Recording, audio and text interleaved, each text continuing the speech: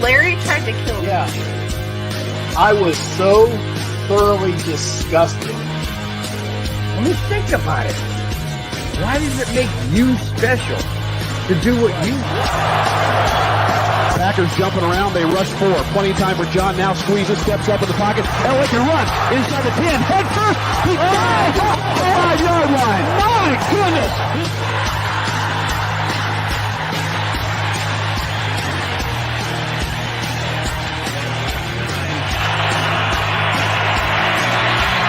Rushing forward, ball comes out of the hands of Newton.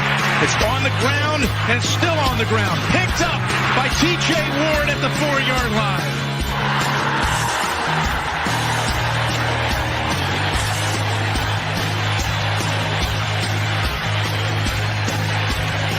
There's also Brian Clady and Bob Miller. Third and long 3. Going deep. Oh, and he's got Thomas. Goodbye. Touchdown.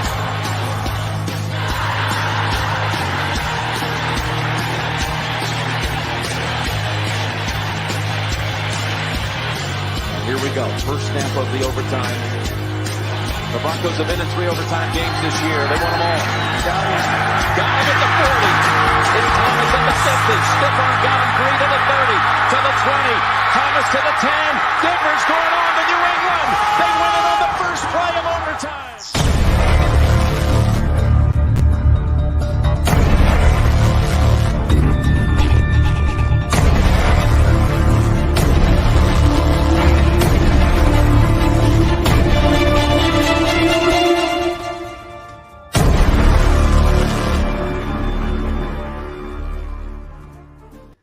Hello, Bronco fans and football fans everywhere. Welcome to the very first live show on the MHRT Network featuring Broncos Breakdown and myself, your host, Bronco Bill. Welcome, everybody. This is going to be fun and exciting. I'm going to engage with the chat room after every segment.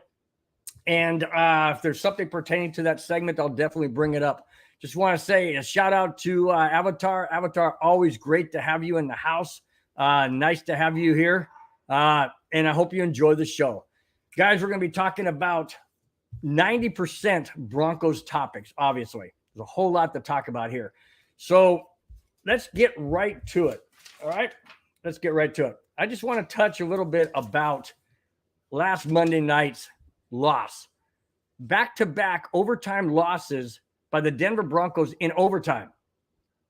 And I'm not quite sure what the issue is. I mean, listen to this. This is staggering, and this is not good for any team, but especially the Denver Broncos with all the hype that they had. 10 penalties for 151 yards they gave the Chargers. A muffed punt in overtime that cost them the game. Final score, 19-16 Chargers. Denver had this game. They really, really did. They had this game. Sure, they made way too many mistakes, obviously.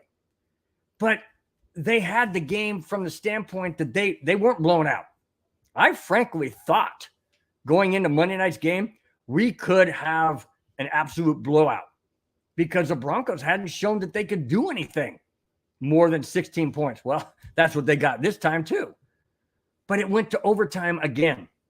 And again, it's a costly mistake as to why they lose it. Now, let me go to the muff punt really quick. The muff punt, and I read this in the NFL rules, and it says that a player who calls for a fair catch, legitimate with the arm up in the air, and the referee sees it, and it's a fair catch, the team coming down that punted the ball cannot push a defender or in this case, a receiving team's player back into the fair catch that has been called, because then it's not a fair catch. It's not. How can it be a fair catch when it's not fair for him to catch it? That wasn't called. Neither was a face mask called on Dulwich on the sideline. That wasn't called. So there's many ways the Broncos could have won this game. I'm not going to make this whole show and this whole topic and everything about last week. Last week was last week. But it's a repeat of what seems to be happening. And I'll get into some of that as we go along into the show. All right. Let's talk about Melvin Gordon, because this is actually twofold. In the game against the Chargers, Gordon was benched in favor of Latavius Murray. Gordon was seen on the sidelines very upset and even showed a displeasure when Murray rushed for a first down. Showed displeasure. Doesn't sound like a team united to me. Doesn't sound like a player who's happy to see somebody else succeed. I thought this is a team sport. But Gordon apparently was upset because he was benched. And I know every NFL player wants to be out there. They want to be part of the team. They want to be the guy. I get that. I totally understand. But wow, when the camera showed Gordon on the sideline with those type of looks and that frustration and then disappointment when Murray gets a first down, it's not good. Hackett offered an explanation to why Gordon was not seeing any playing time. He said, and I quote, "We just didn't have a lot of plays." Really? Huh. That's not totally correct, Hackett, because the Broncos ran off 32 plays after he was taken out. They ran off 32 plays after Gordon was benched in the second half and overtime combined. Okay. Well, obviously, Gordon has had issues. He's not running strong. He's not running hard. I shouldn't say he's not running hard. Okay. He's not gaining the yardage. And that a lot of it has to do with the offensive line. But when you brought in Latavius Murray, he's doubling what Gordon got. Gordon was averaging 3.7 yards. Latavius Murray was getting close to 7, 5, 6, 7 yards a carry. Of course, you're going to go with the running back that has the hot hand. And that's obvious. Gordon needs to produce. He's also fumbled 4 times in 5 games. That's you can't have that. You absolutely cannot have that. And I totally understand why he was benched. But there is a great, I shouldn't say great, but there is a flip side to this. And it's not a great flip side. And here it is. So Melvin Gordon is not pleased. He's not pleased with being benched. It was obvious when they showed him on the sideline. He's frustrated. He's angry. He has that look. And then in the locker room after the game, he's interviewed and he says, "I don't know what happened. I don't know why I'm not in there. I have no idea. Nobody told me anything. Nobody said a word to me. They just took me out of the game. I have no idea." So, on that note, after Melvin Gordon was benched in last Monday's loss to the Chargers, Coach Hackett and Gordon had a talk. Is it like a father-son talk?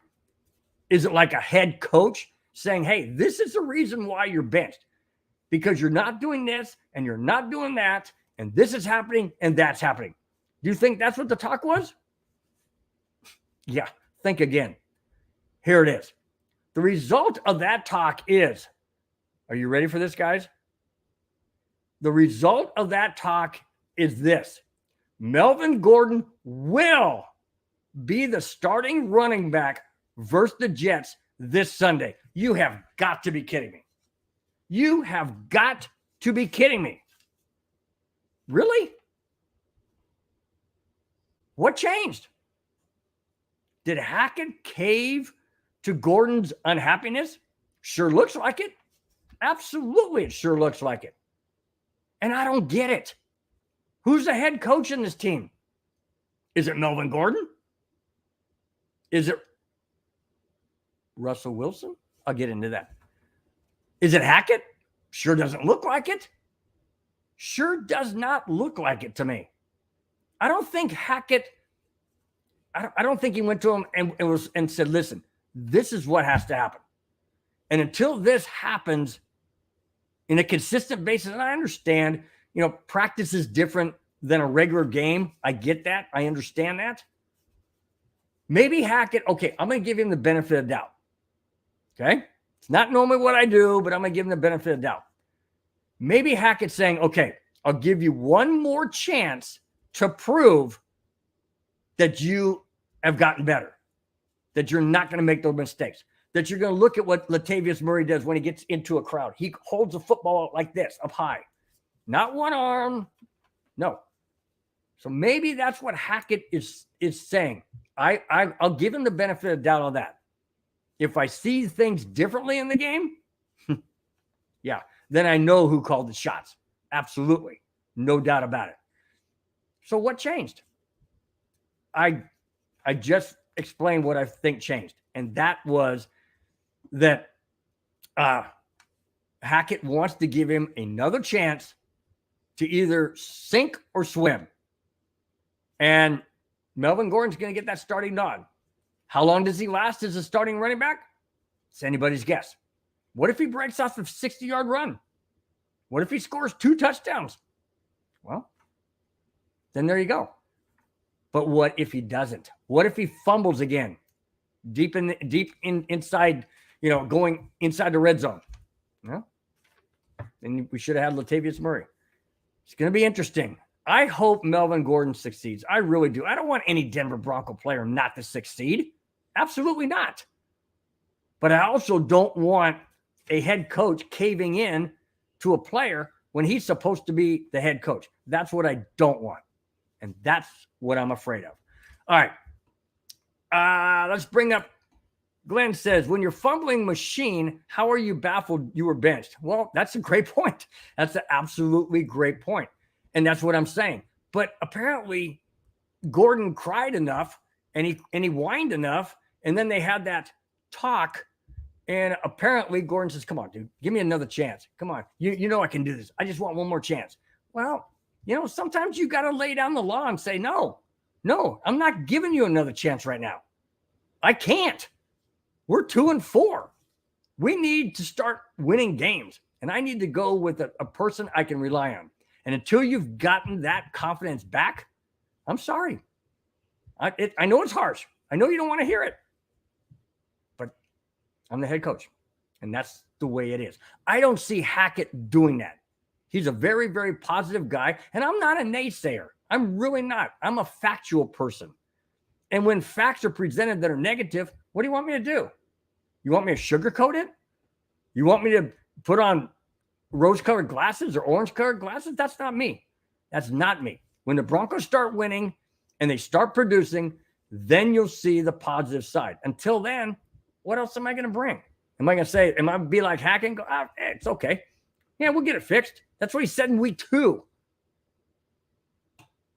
Hasn't happened very often, has it? All right. Let's see. Let's go to Bill just hugged himself. Is it cold in your office? No, it's not. It's actually hot. I don't know if my ears might be a little bit red because I'm freaking warm in here, but no, I was just showing what. Anyways, let's move on. All right. Let's go to Russell Wilson. Russell Wilson has a strained hamstring he suffered in the overtime loss to the Chargers. He has split reps with a healthy Brett Rippon. Wilson is a game time decision. Or is he? I heard a little interview. A couple of guys asked him, how do you feel? Do you think you'll be ready for Sunday? And he said, because I'm better day by day. I'm getting better every single day. I'm working hard to get back on the field. I want to be on the field. I want to be there for my teammates. I want to be out there. I want to lead. Okay, well, what if you're 80%? What if you try and run out of the pocket, Russell, and you can't? And now you tear it. Hello? I know you don't want to be on the sideline. I know you don't want to go down that road. Guess what? It happens to the best of them. It happened to Peyton Manning. Guess what Kubiak said? You're sitting down. I'm not putting you in. Nope. I don't care if you get mad. But that's because Kubiak was a leader. And Kubiak put his foot down. And I understand he's making, $250,000. I don't care if he's making $1 billion. You don't do that. If he's hurt, how is that helping the team? This is a team effort, a team game. And I understand you have to have a quality quarterback. But isn't a healthy Brett Rippon better than an injured Russell Wilson? Some can debate that. Some can debate, and I would agree. Some can debate it. Absolutely. But the main thing is this. If Russell Wilson is hurting the team, I don't see how that can be better. So my question to you, and please reply with any comments or any takes you have. Who is really the head coach of the Denver Broncos? And I'm not just talking name and paper-wise. I'm talking about who's really running the show. Here's a quite a lengthy article. I chopped it down as best I could, but I want you guys to understand where this is coming from. Denver Broncos look like almost every other team that has been guided by a player's coach. They unravel at some point in time. Meanwhile, the game's best all-time leaders tend to be taskmasters.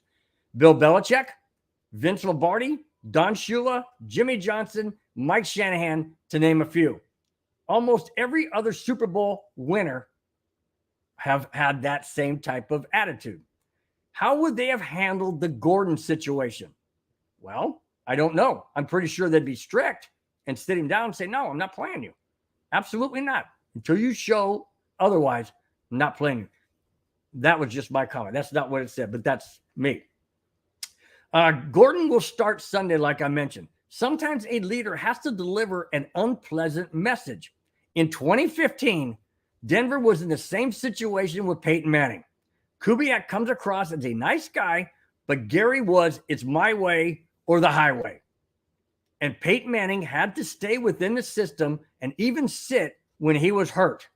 Didn't like it, but he had to sit. Like the coaches I mentioned above, they get the most out of their players simply by pushing them and demanding excellence. Do I see that from Hackett? Not really. He's a rah-rah guy. He's like, everything's fine. We'll get this together. It's okay. Sometimes you can't be that guy. I mean, it's great to go up to your buddy and say, hey, man, we're buddies. Everything's good. We'll get this figured out, that kind of thing. But sometimes you have to be the leader. Sometimes, and guys don't take this wrong out there, but sometimes you got to be the parent. You got to say no. I mean, how many times do parents say no to their kids? They don't say no because they don't love them. They say no because they don't want them to be hurt. They don't want them to get into trouble. They don't want them to go down a bad road. Sometimes as a head coach, you just got to stand up and say no. No, you're not going out there. Give your helmet to the guy over there. Give your helmet to the coach over there. You're not going in. Sometimes you have to do that. And I don't see that with this team. And that scares me because I continue. That's the reality.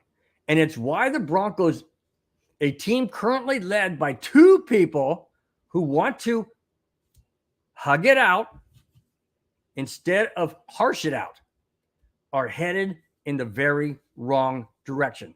I could not agree more. Absolutely could not agree more. Is it the way he's coaching? Is it the practices that they go through? Is it the walkthroughs they do every Wednesday, I believe it is, or every Thursday? Kind of like a hop, skip, and a jump thing. I don't know, something like that. Is it that? Is it Russell Wilson saying, hey, I'm going out there. I don't care. I'm healthy. I'm good. I'm going. I'm the guy you're paying this much money. I'm out there. Sometimes you have to say, no, you're not. I'm sorry, Russell. We need you to get healthy down the stretch. We've had a tough first six games, and we need you to be healthy 100%. That means the shoulder, it was torn or from here all the way down his side. Now he's got the hamstring pull. No, he's banged up. He needs to rest, and he needs to get better. Rippon's coming in at a good time, in my opinion, if he starts. If he doesn't start and it's Russell Wilson, you can bet your bottom dollar who that head coach was going into Sunday's game against the Jets. But if Rippon starts, he's only had one start in his NFL career. Okay, that's not a big sample. Guess who it was against? That's right, the New York Jets. And he beat them. I know it's not the same Jet team. I know it's not the same coaching staff the Jets have. They're a much better team than they have been in the past. That's okay. But I still feel that Rippon is the perfect person to put in at this point in time. And I'll tell you why. We're playing the New York Jets at home. Okay? We also then go to London, a neutral site against the Jaguars. And then we have a bye. That gives Russell Wilson 3+ weeks to heal and get better. It would be foolish in my mind. Absolutely foolish to play him in this game. Why? Well, give us a better chance to possibly win. How do you know? How do you know? We don't know how his hamstring is going to be. We don't know how his arm is. I mean, Jerry Jeudy runs routes and then stops. I mean, I don't know what's going on with these receivers. I don't know who's on what page. Wilson could be on page 1 and the receivers are on page 5. I don't know. But it's not clicking. Maybe a change is for the better. Why not? What's the worst thing that could happen? Lose another game?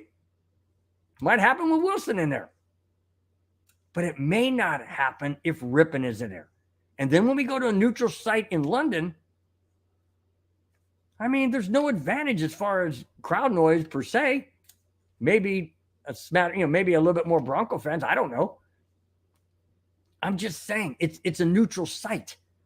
It's not going to be that intense. It's not like going into, I don't know, Seattle like we did in game 1. Couldn't hear your own mind think. So it's a perfect time for Rippon to come in, give him some experience, give him some reps, give him some time.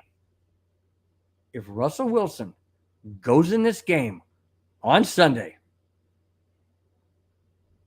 he's really calling the shots. And that bothers me greatly. All right, I move on. Albert Okwuegbunam. Where was he last Monday night? Oh, that's right. He was a healthy scratch. Why? Well, apparently he has lost favor with the coaching staff. Why doesn't that surprise me? Because it doesn't. It doesn't surprise me one single bit. I don't know why. New coaches come in and all of a sudden they're like, well, I don't like this guy. Nobody liked Lindsey. I mean, Vic Fangio didn't seem to like Lindsey. Neither did Pat Shurmur. So, I mean, obviously Lindsey proved to be who Lindsey is. I understand that. But the bottom line is, they came in, didn't like him, didn't use him. Well, that's what's happening with Albert Okwuegbunam. But with Dovich getting more playing time last game, and a healthy scratch Albert O, it looks like the Broncos have had teams interested in trading for Albert Okwuegbunam. So here's my question. Should the Broncos trade for him? We don't have many draft picks. We need draft picks. So if we trade, but what are we going to get for him? A 4th round? A 5th round? I mean, it's better than nothing. Should we get rid of Albert Okwuegbunam? I'm not sure. I mean, we have Thompson in there. We have Dovich. We have quality players. I just don't know why Albert Okwuegbunam fell out of favor. I didn't see anything wrong with him. I do take it back. I do take that back. Yes, Albert O is a horrible blocker. A horrible blocker. And whenever he's in, it basically tips the hand that the Broncos are going to pass. Because he's blown many, many blocking assignments as a tight end. Possibly that's the reason why. And that makes sense. But then my question is this. If that's the case, why are other teams interested in him? I mean, what do you want to have? A guy on just, predictable, knowing that when he's in there, you're going to pass? Well, Maybe they put him in on the right side, then they run to the left. I don't know. But it's interesting that other teams would want an Albert Okwuegbunam when he's just a one-phase, one-trick pony, no pun intended, one-trick pony, so to speak. So maybe that's the way. I don't know. But if Denver can get something for him, I'd sure like them to get at least a 5, maybe a 4. I don't know. I think a 4 is stretching, but I would definitely take a 5. And I don't know if it'd be the first round or second round, probably not first round, but I would definitely take a 5. Actually, that's a 5th round. What am I saying? Yeah, 5. I think that's doable. I think that's doable. All right. Good point. Good point, Avatar. Yeah, I did forget about Saubert. Good point. Yeah, he's been solid this year. He looked really good Monday night. Just the whole team just didn't get it done. That's the whole thing. Unfortunately. Let's see. What do you say, Madungus? I've heard there has been interest in Alberto, and well, I hope Melvin Gordon is one of them. Because I mean, if you want a package deal, I don't know. Maybe there's a team out there that wants a tight end and a running back, one that can't block and one that fumbles all the time. Why not? I mean, I don't know who would be crazy enough to go that route, but they may. So, anyways, that's on the Albert Okwuegbunam front. Now, this is interesting. I like this. I think this is an absolute brilliant move for the NFL. Absolutely brilliant move. Here it is. Prime time is going to be on Black Friday. No, I'm not talking about Deion Sanders, although he claims to be prime time, but that's not who I'm talking about. I'm talking about Amazon Prime. That's what I'm talking about. Amazon Prime is going to be on Black Friday, not this year, 2023. Starting in 2023, the Amazon Prime will have a game on Black Friday, the day after Thanksgiving. The Friday after Thanksgiving would be the first ever NFL game on that particular day. Brilliant. Absolutely brilliant. Because you have the morning game, which is Detroit. They're always at home. You have the afternoon game, which is Dallas Cowboys. They're always at home. And then you have a prime time, or I should say a later prime time game around 5 or 6 Pacific. These are all Pacific times I'm talking about. So you have 3 games on Thursday. In years past, including this year, there is no Friday game. Then you have college on Saturday, and then you have the NFL on Sunday and Monday.